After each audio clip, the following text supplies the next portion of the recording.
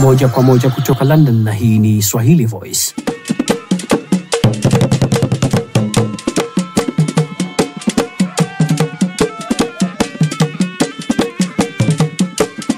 Habari za kutoa wapenzi watazamaji wetu popote pale mnapotufuatilia.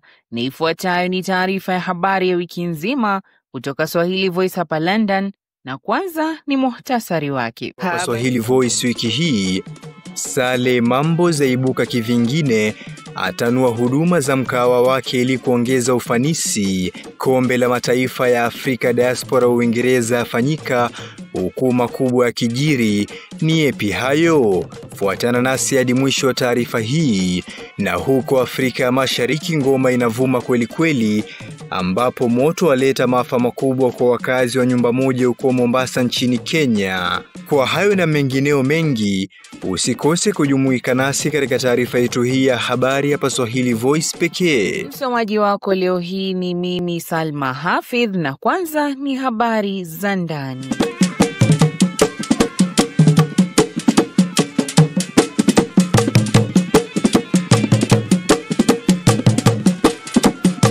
Barking jijini London wiki hii ilishuhudia mfanyabiashara wa chakula cha Kitanzania Bwana Saleh Ahmed akitanua wigo wa biashara yake kwa kuongeza caravan kubwa na kuongeza nafasi na huduma za biashara hiyo. Mwandishi wetu Ahmad Rashid Mitomingi ametuandalia taarifa. Naam, hongera Bwana Saleh Mambos.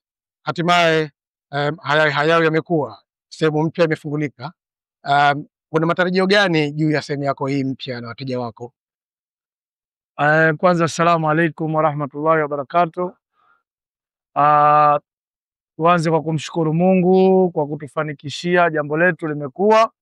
Wanasema Waswahili, mshindo ni kimya kingi kina mshindo. Kwa hiyo tunamshukuru Mungu kwa kutufanikishia kufungua sehemu yetu mpya na kuboresha kila kitu chetu katika shughuli zetu hizi za mapishi, na tunatarajia pia wateja watafurahia kwa sababu kuna vitu vingi tulikuwa hatuna na tumeviongeza kwa ajili yao.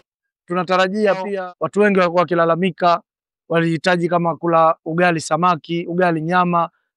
Kwa hiyo vitu vyote hivyo sasa hivi vitakuwepo kwenye menyu yetu, pamoja pia tumeongeza menyu nyingine kama chips maini pia itakuwepo. Kwa hiyo tunawakaribisha wateja wetu, tunaomba support yenu na tuna matarajio mengi makubwa yanakuja. Kwa hiyo bado still kaeni mkao wa kula, kwa sababu kuna vitu vingi vinakuja, na inshallah kwa uwezo wa Mwenyezi Mungu na support yenu tutafanikisha. Je, kuna ratiba yote imebadilika juu ya ufunguzi? Siku za kufungua kama itakuwa ni hapa tu ama utakuwa unafanya na market au kuna sehemu nyingine yoyote, au ratiba za hapa zimeongezeka au zimepungua? Kwa kweli tukimaliza mwezi huu, baada ya mwisho wa mwezi huu kisha kuanzia huu mwezi unaokuja kwa hapa msikitini tutaongeza siku. Tutakuwa siku ya Alhamis, Ijumaa, Jumamosi na Jumapili. Jumatatu na Jumanne tutakuwa Barking Market kama kawaida yetu. Kwa hiyo in short tutakuwa tunafanya kazi wiki nzima kasoro Jumatano. Lakini pia inategemea huko mbeleni, kama wateja wakihitaji tufungue siku zote basi tutafungua tu. Tupo kwa ajili yao, kwa serve wao, na tupo kwa ajili yenu. Je, hizi menu mpya ni za siku maalumu au siku zote menyu hizo zinapatikana ni muda wote au kuna muda maalumu? Kwa sasa hivi kwa sababu watu bado hawajaanza kuzoea, tumeweka weekend. Weekend tutakuwa yani Jumamosi na Jumapili. Jumamosi hapa asubuhi kwanza tutakuwa na supu safi iliyokuwa na mchanganyiko wa mbuzi, utumbo na makongoro. Jumamosi tutakuwa na supu, na mchana tutakuwa na ugali. Unataka ugali samaki, nyama, kuku, Jumamosi na Jumapili. Kwa hiyo ratiba hizo za weekend ndio kutakuwa na supu pamoja na ugali. Lakini yategemea na wateja, wakitaka basi na sisi tutaongeza siku. Asante sana, nikutakia mafanikio mema katika shughuli zako hizi za kazi. Nashukuru sana na karibuni sana Mambo's Barbecue. Karibuni sana. Jamani, hapa kibanda chetu tumefungua kipya, mambo yanaendelea, mambo kama mambo. Kila kitu unapata hapa. Kuna biriani, mishikaki, nyama choma, sekera, urojo, chote unapata hapa. Kwa hapa bwana yuko Dosa pale ndani, kuna bwana Sale, wote hao ndio washiriki hapa jamani. Karibuni, mambo yanaendelea kama mambo. Jijini London wiki hii mashindano ya bonanza la mpira wa miguu wa kombe la mataifa ya Afrika upande wa diaspora ilianza rasmi wiki hii, huku bingwa mtetezi Zanzibar akijikuta tena uso kwa uso na jirani yake wa karibu, timu ya taifa ya Tanzania. Je, zamu hii ataweza kutetea ubingwa? Ahmad Rashid Mito Mingi alizungumza na Yusuf Bond, hivi ndivyo ilivyokuwa. Na habari za London bwana Rashid. Hali ya hewa ni nzuri.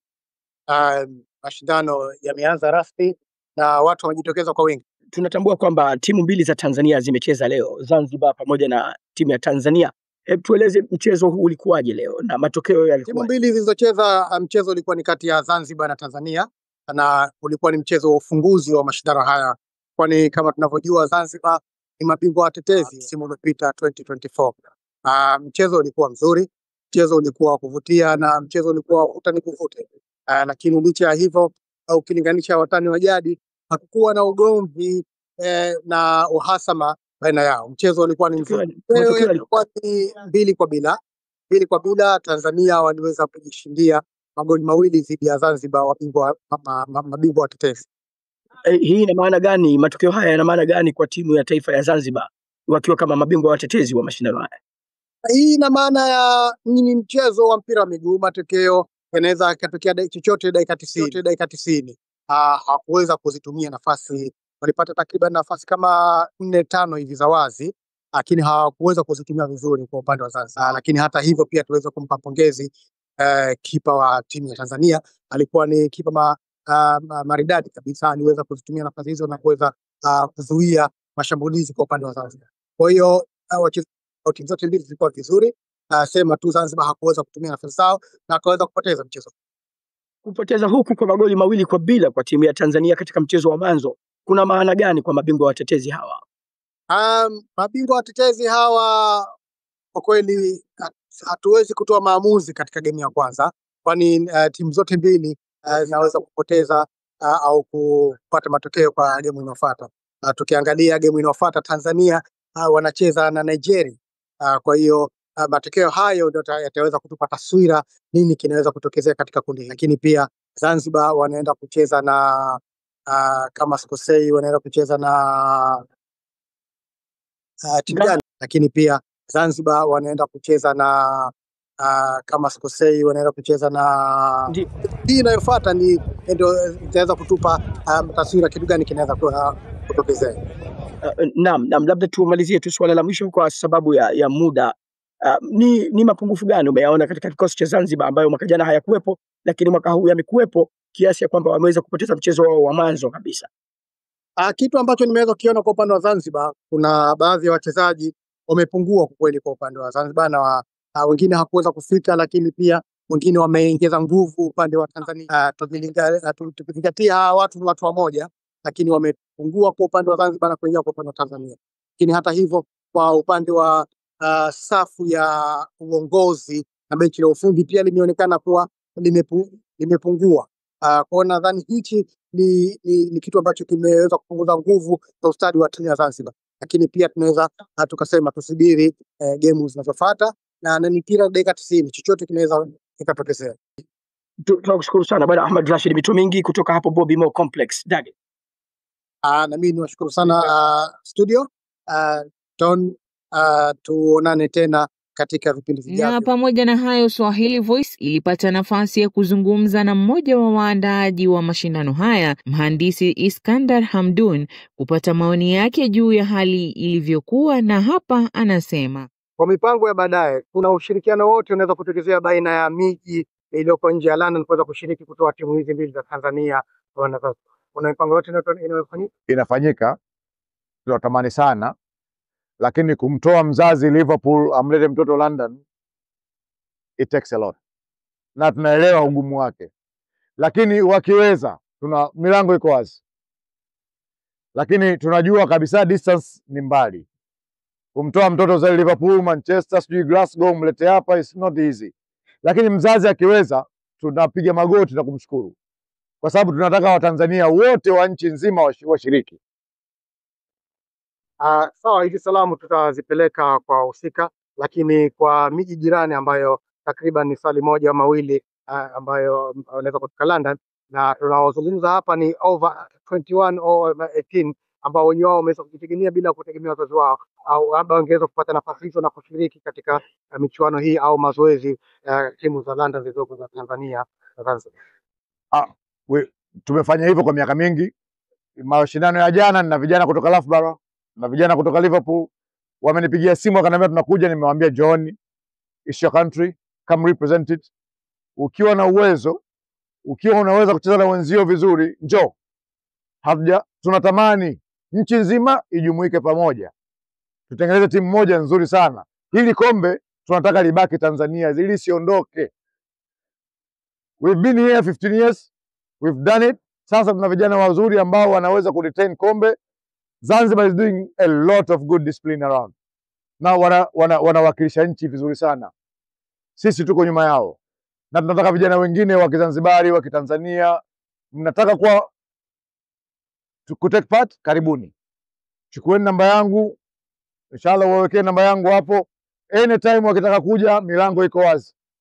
Tunataka Tanzania nzima vijana wa Uingereza wa Tanzania waje. Zanzibar vijana wa Tanzania Zanzibar mje. Kwa sababu our pride ni kwenye community yetu kwa pamoja. Swala la mwisho, tegemee nini kutokea kwa Tanzania pamoja na benchi yake ya ufundi pamoja na wachezaji kwa msimu ujao? Umejiandaa na kipi zaidi? Mimi sina cha kusema zaidi ya kuona vijana wangu wana furaha. Vijana wangu wakiwa na furaha, mimi na furaha mara tatu zaidi. Na vijana wa Zanzibar na wa Tanzania wote ni wa kwetu. Wao wakifurahi kushiriki tu tunafurahi. Tukishinda it's a bonus. Tunajua tuna vijana wazuri sana. Tunajua tuna uwezo mkubwa sana.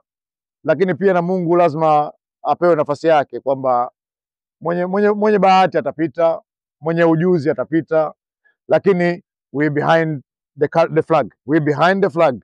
Tunapeperusha bendera ya Tanzania kwa pamoja. Wakati huo huo, baadhi ya wachezaji wa timu hizo mbili za Tanzania na wadau wa soka waliohudhuria walitoa maoni yao juu ya mchezo huo wa wapinzani wa jadi, na hivi ndivyo walivyosema.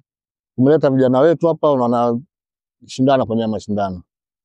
Na Bwana Said John, veterani huyo wa klabu ya Simba kule nchini Tanzania. Unaonaje hii tournament ya AFCON UK na ya mwaka huu 2025? Ni nzuri sana. Kila mwaka wanakuwa wanajitahidi, mambo yanakuwa mazuri zaidi na timu zinazidi kujiunga nyingi. Kwa hiyo ni nzuri kwa kweli. Una maoni gani kwa vijana ambao hawakuweza kushiriki mwaka huu, lakini labda tuseme au hawajawahi kupata fursa ya kushiriki, ambao wapo ndani ya London au wengine wapo nje ya London? Kwa kweli kama mwenzangu alivyotangulia kusema hapa, karibia miaka 15 sasa hivi tumejitahidi sana kwa kutumia ujumbe. Kila mwaka huu pia tumejitahidi sana kwa kutumia ujumbe. Ni wao kidogo wanakuwa wazito wenyewe, lakini nafasi zipo na tunawaomba wajitokeze, waje waenjoy kama wenzao wanavyoenjoy hapa. Mashindano ni mazuri sana. Inadumisha watoto wetu, tunaona wanavyojitahidi kucheza na kujuana. Kwa hiyo that's it. Na unaweza kutuambia kutokana na matokeo yaliyotokezea, nini ambacho kimeweza kupeleka matokeo haya kuwa ni dhidi yenu? Kwa bahati mbaya matokeo ya game ya mwanzo hayakwenda tulivyotaka sisi, na kuna makosa kidogo kama wachezaji tumefanya, lakini hatujakavunjika moyo. Tutaweza kubuild kutoka hapa tulipoanza, na tumechukua mistakes zetu, tutaweza kuendelea mbele kuwa bora zaidi. Naam, katika grupu lenu hili linaonekana ni grupu moja zito sana, au kwa kifupi ni grupu la kifo. Mna matumaini gani katika kufuzu mashindano haya? Tunatumaini tutaweza kwenda game kwa game, na game inayofuata tutajipanga zaidi vizuri, tuweze kujua makosa gani tumefanya na tuweze kucheza kwa ubora zaidi na tusifanye tena yale makosa yetu. Asante sana na kushukuru sana. Asante.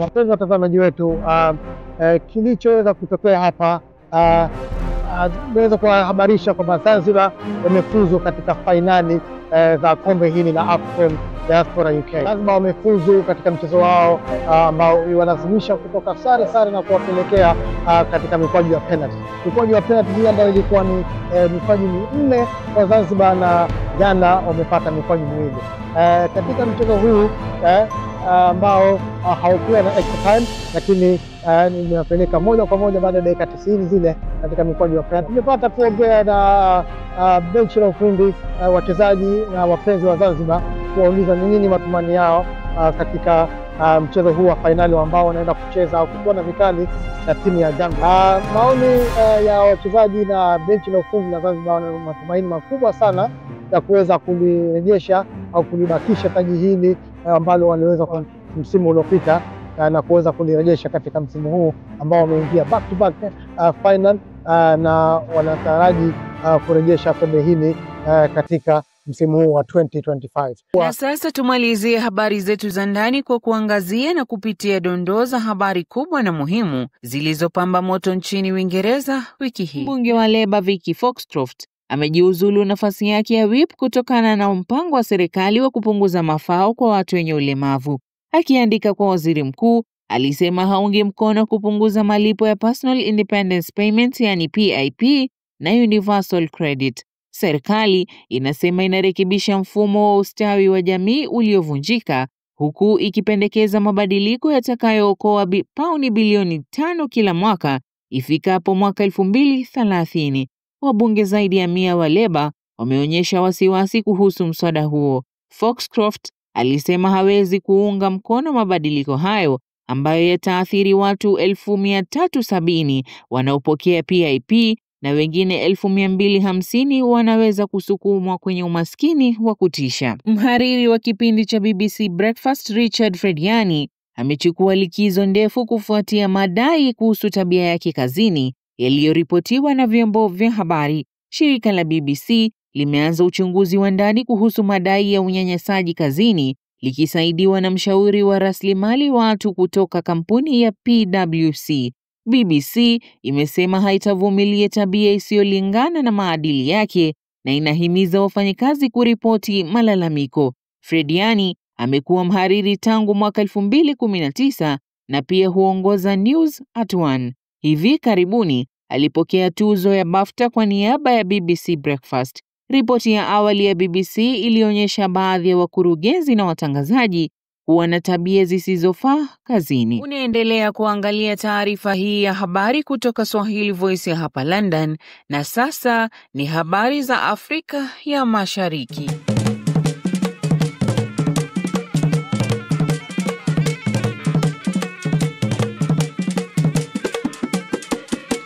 Visiwani Zanzibar, mamlaka ya uhifadhi na uendelezaji wa mji mkongwe yani SCDA imeshirikiana na kampuni yenye dhamana ya uendeshaji wa bandari ya Zanzibar ya Devco kujenga eneo jipya la maegesho ya gari sambamba na kutanua miundombinu ndani ya bandari hiyo ili kupunguza msongamano wa abiria na kuongeza ufanisi. Mwandishi wetu Fadia Ali anaripoti zaidi. Hapa tupo katika eneo la bandari ya boti za abiria visiwani Zanzibar. Kama unavyoona, kuna harakati za ujenzi zinakuwa zikiendelea, lakini hatujui hasa kitu gani kinaendelea. Hebu tukasikilize wahusika wanasemaje. Naomba ujitambulishe kwa faida ya mtazamaji ambaye anakuangalia na kunakutazama kwa sasa. Asante sana. Mimi kwa jina naitwa Nahat Mohamed Mahfudh. Ni mkurugenzi mkuu wa shirika la ZF Devco. ZF Devco ni shirika la ujenzi wa bandari Zanzibar. Ni kitu gani hasa hapa kinaendelea, kwa sababu tumeona kuna harakati za ujenzi? Hebu tueleze ni kitu gani hasa ambacho kinaendelea hapa? Asante sana. Huu ni muendelezo wa yale maagizo ya Mheshimiwa Rais Dr. Hussein Ali Mwinyi, Rais wa Zanzibar na mwenyekiti wa Baraza la Mapinduzi, kutuongoza katika kuimarisha hii blue economy. Sisi hapa tulisaini mkataba wa uendeshaji na wakarabati wa bandari ya Malindi. Sasa ile sehemu ya parking iliyokuwa pale Malindi tunaihamishia huku. Huku tutakuwa tuna sehemu za parking, sehemu za mikahawa, lakini pia tutakuwa na sehemu za taxi za kuweka na vitu kama hivi. Kwa hiyo utaratibu mzima wa kuingia na kutoka bandarini utabadilika. pale ya mazoea tulikuwa nayo zamani kwamba Mizingani Road ndo tulikuwa tutaitumia katika kushusha watu na kupakia watu, sasa hivi yote itakuja huku nyuma. Naomba ningependa ujitambulishe kwa faida ya mtazamaji ambaye anakusikiliza na anakuangalia sasa hivi. Mimi naitwa Engineer Suhad Sultan Alawi, ni mkurugenzi wa udhibiti na ufuatiliaji. Mamlaka ya Mji Mkongwe inahusikaje na katika shughuli hii ya DEVCO?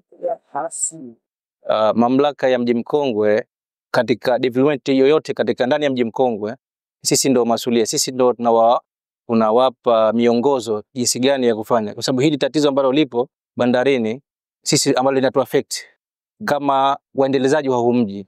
Kwa hivyo baada ya kukaa pamoja na watu wa DEVCO pamoja na watu wa bandari tukafikia uamuzi wa kupa delivery hapa ili magari ya parking hapa na abiria wakae huku kwa ajili ya kusubiri kupanda boti. Kwa hiyo hii ni involvement yetu. Sisi ndio tunapanga hii mipango, sisi ndio tunatatua matatizo au changamoto ya msongamano wa magari ndani ya Mji Mkongwe na maeneo yote haya ya mji. Wapenzi watazamaji wetu, kama mlivyojionea, hayo ni katika maboresho yanayoendelea katika bandari ya boti za abiria visiwani Zanzibar. Mengi tumejionea na kama tulivyowasikia wenye wao, yajayo ni neema zaidi, kwamba mengi yanaendelea kutarajika kufanyika mazuri zaidi kwa ajili ya kupunguza msongamano na kuongeza ufanisi katika bandari hii ya visiwani Zanzibar. Nikiripoti kutoka visiwani Zanzibar, Fadia Ali wa Swahili Voice. Tukisalia huko visiwani Zanzibar, wiki hii tunaangazia makala ya ufugaji nyuki na uji wa asali ulivyoweza kubadili maisha ya baadhi ya wananchi visiwani humo. Mwandishi wetu Hafsa Usi alielekea kusini mwa kisiwa cha Unguja na kutuletea zawadi ya makala ifuatayo.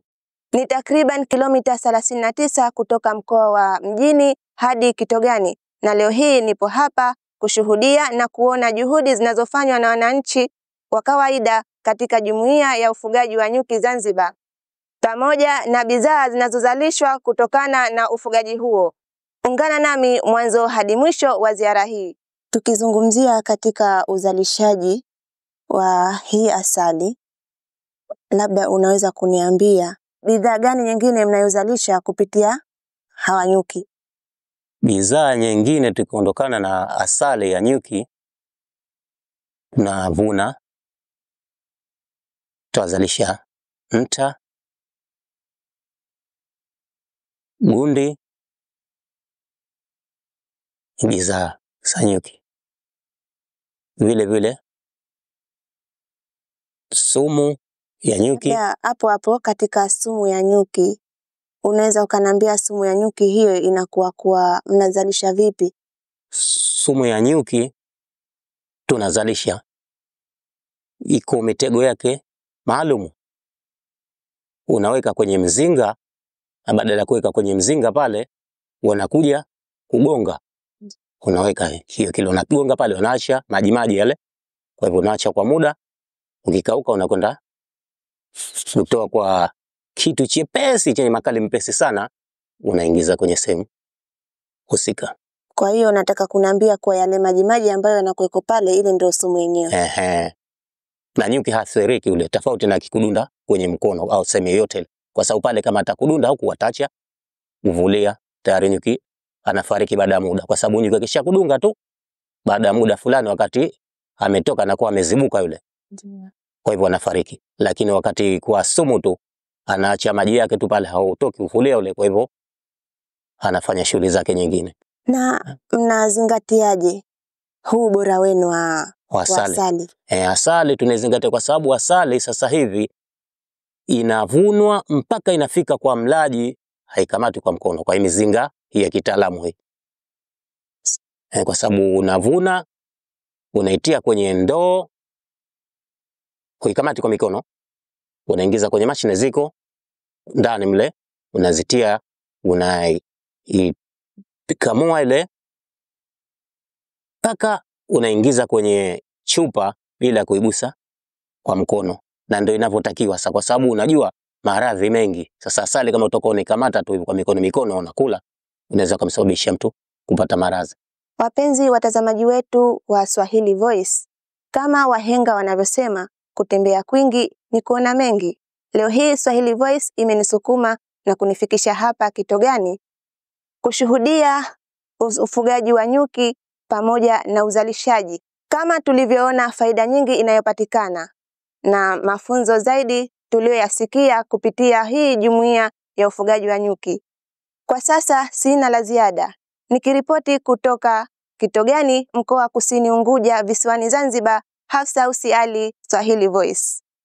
Tuelekee pwani ya Kenya ambapo tunaarifiwa kuwa wakazi wa Likoni, kaunti ya Mombasa, wamejipata kwenye hali ya taharuki baada ya moto mkali kuzuka usiku wa kuamkia leo walipokuwa wamelala na kusababisha kifo cha mtoto wa miaka 11. Mwandishi wetu Mishi Harun yuko pwani ya Kenya na hapa anatuhabarisha. Wakazi wa eneo la Likoni, kaunti ya Mombasa, wamejipata katika hali ya taharuki baada ya moto mkubwa kuzuka majira ya usiku katika nyumba moja na kuteketeza mali ya thamani. Aidha, wenyeji walionusurika mkasa huo wamesema kuwa moto huo ulisababishwa na mrepuko wa umeme na kuanza kuzagaa kabla ya kikosi cha wazima moto kufika katika eneo la tukio. So majina naitwa Edwin Mnanga, mimi ni mkaaji wa hapa na hii nyumba iliyochomeka mimi ni mpangaji wa hapo. So huo moto ulianza mwendo wa saa 8 na ulisababishwa na mlipuko wa stima. Na stima ililipuka, so moto ukaanza na tukashindwa kudhibiti mpaka hadi fire zilipofika. Kwa ni mwendo wa saa 8 na tulikuwa tumelala sote. So tulifanya kuamshwa na moshi na moto. So tulivyoamka tukajaribu tu kuokoa watoto, lakini hakuna kitu kiliokoa. Wakati huo huo, mtoto wa miaka 11 ameripotiwa kufariki dunia alipokuwa ndani ya nyumba hiyo wakati ikichomeka, hali ambayo imesababishwa na moto ulioshindwa kudhibitiwa na wakazi wa eneo hilo. Nimetoka tu nje, nimesikia baadaye ndo nasikia mamake anauliza Saumu yupi. Sasa tukiuliza ule mdogo wake anasema Saumu yuko kwa nyanya. Sasa hatukujua kama kwa bibi ama kwa. Baadaye baada ya masaa machache hivi anapiga simu anasema Saumu hayuko kule. Kumbe alikuwa bado yuko ndani. Anampatikana vitu ya thamani. Vitu siwezi sema ni adhabani pesa ngapi, lakini vitu zimeenda zote. Hakuna kitu tumeokoa. Nilikuwa nafanya tu kibarua hii. Mungu atajua vile tutakuwa huko mbele. Kulingana na mwenyeji wa nyumba hiyo Bwana Evans Mwaninga, amewashukuru wakazi kwa ushirikiano wao wa kuzima moto kabla ya kikosi cha kuzima moto kufika katika eneo la tukio. Aidha, ameongeza kwa kusema kuwa mali nyingi imepotea kwenye mkasa huo, huku viongozi na mashirika mbalimbali wakiahidi kufika na kusaidia. Hali imenisikitisha sana na imekuwa ya hatari sana. Kwanza napenda kuwashukuru watu wa Firdaus, hii area hapa, kwa kujitoa kuja kusaidiana usiku wote mzima mpaka asubuhi ili kuzima huo moto. Na ijapokuwa watu wengine wamekuja shirika la kuzima moto, lakini wenyeji ndio walikuwa wa kwanza kufika hapa. Na washukuru sana. Na washukuru sana hata hao watu wangu ambao wameathirika. Wengine wamepoteza vitu vyao vingi sana. Kuwa akipoteza nyumba yake kwenye mkasa huo, Mwaninga kwa sasa ameomba usaidizi kutoka kwa Ihsani ili aweze kulipia deni la nyumba hiyo ambayo aliokuwa amekopa kutoka kwa benki. Mimi ninashindwa hata nitazia wapi, kwa sababu hiyo pesa ambayo nilikuwa jenga nayo hivi sasa inadaiwa na benki, na hata sijui nitalipa nini hasa end of this month. Vizuri walikuwa wananilipa vizuri sana watu wangu, lakini end of this month niko na shida, nitailipa na nini? So tunaomba wahisani wote ambao watajitokeza watusaidie, tena wasaidie hawa wateja wangu. Nikiripoti kutoka eneo la Pwani, kaunti ya Mombasa, mimi ni Mishi Harun wa Swahili Voice. Na wachimba migodi katika eneo la Kambi Karaya katika jimbo Pokot Magharibi tokeza wiki hii na kupinga vikali uamuzi wa serikali wa kufunga mgodi wao kutokana na sababu za usalama wa kimazingira. Mwandishi wetu mpembuzi yakinifu Nyota Suleiman anaripoti zaidi. Mvutano unaendelea kushuhudiwa kati ya serikali pamoja na wachimbaji madini ya dhahabu katika eneo hili la Kambi Karaya katika jimbo la Pokot Magharibi baada ya wachimbaji hao ambao wengi ni wakazi wa eneo hili kuupinga uamuzi wa serikali kufunga mgodi wao, Uamuzi wa serikali ya Kenya kusitisha operesheni kwenye mgodi huu umetokana na visa vya mara kwa mara vya maporomoko ambayo yamesababisha vifo kwa wachimbaji ambao mara nyingi hufukiwa wakiwa hai. Hivi majuzi wachimbaji 5 walifariki kwenye mgodi huu baada ya kufukiwa hai, huku wengine kadhaa wakipata majeraha. Hata hivyo, licha ya maafa hayo, wakazi wanashikilia kwamba mgodi huu wa dhahabu ndipo mahala pekee wanapojipatia riziki na kwamba serikali imechukua uamuzi wa kuufunga bila kuwashirikisha. Kulingana nao, uwepo wa mgodi huu mbali na kuwasaidia kujikimu kimaisha, umesaidia kuleta utangamano mwema na majirani wao, kwa kuwa wengi wameasi wizi wa mifugo na kuamua kujikita katika uchimbaji madini. Tuanze mambo ya gold. Imetusaidia mambo mingi. Kwanza, Jumapili hapa Kainuk tuko na soko ya mbuzi. Na watu wanaenda hapo Jumapili, kila mtu ananunua mbuzi 30, mbuzi 50, wanakanyaga mguu. Na wengine wanaleta mpaka wamama wananunua mbuzi. Hiyo ndio faida moja ambayo imeleta kwa hii gold yetu hii. Sisi kama wanaume siku hizi hata hatuna budget nyumbani. Wamama wanaenda gold asubuhi, jioni wamekuja na shilingi 3,000 na shilingi 4,000.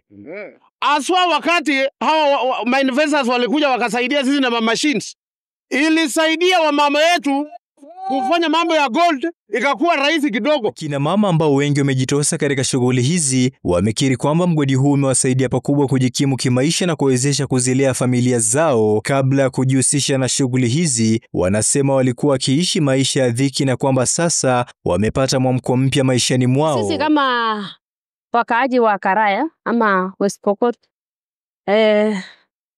chakula chetu ni ya kuendelea na gold. Hasa kama mkitaka kufunga, sisi kama wakaaji wa Karaya tutakuwa tumehangaika sana, kwa sababu hii ndio tegemeo letu ya kukula. Tunakula, tunapata pesa yetu mingi kwa kila siku. Alafu watoto wetu wanasoma, tunafaidika kwa hii gold haraka sana, kwa sababu hatuna cha kutegemea katika eneo hili. Mgodi huu na historia ya kuporomoka saa misimu ya mvua kutokana na miundo dhaifu ya udongo. Serikali ya Kenya kupitia Wizara Madini imesisitiza kwamba shughuli za uchimbaji zimesimamishwa hadi pale itifaki mpya za usalama zitakapotekelezwa. Hata hivyo, wachimbaji wanawashutumu vikali viongozi wao kwa kuidhinisha agizo hilo bila kuangazia namna gani uamuzi huo utakavyoathiri. Imetusaidia sana kama wamama. Tunatengeneza gold, tumenunua mbuzi, tumesomesha watoto, ndio tuko hivi sahi. Tumeshangaa sana. Juzi kuna mjumbe yetu na Chakapanga na former governor Lonyangapuo wanakuja kutuambia hadi fungeni gold. Tukashangaa kama wamama, tunafunga gold ndio tukule nini? Ripotia Swahili Voice kutoka jimbo la Pokot Magharibi, mkoa wa Bonde la Ufa nchini Kenya. Jina langu ni Nyota Suleiman. Wapenzi watazamaji wetu, mnakumbushwa kusubscribe katika channel yetu hii, comment, like na share habari hizi na wengine. Komenti zote zitajibiwa. Huu ndio mwisho wa habari za wiki kutoka Swahili Voice, na watakieni weekend njema. Alamsi. Na huu ndio